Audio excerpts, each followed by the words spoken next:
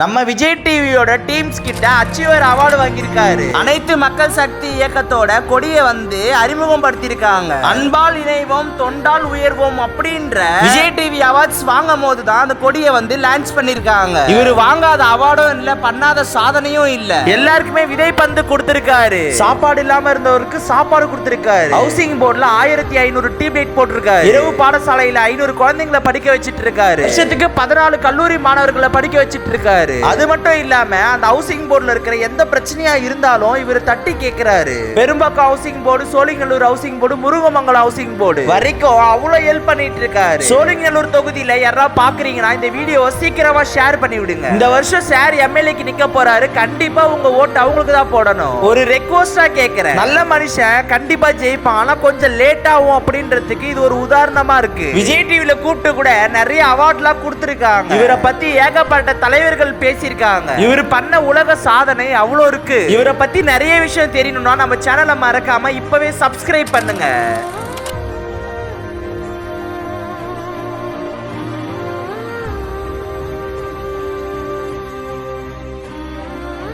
சோழிங்கநல்லூர்ல இருந்து யாருன்னா பாக்குறீங்க இல்லைன்னா உங்களுக்கு தெரிஞ்சவங்க இருக்காங்கன்னா இந்த வீடியோவை சீக்கிரமா ஷேர் பண்ணி விடுங்க. நம்ம ஊருக்காரங்க விஜய் டிவில அவார்டு வாங்கியிருக்காங்க, அவங்களும் பார்க்கட்டும்.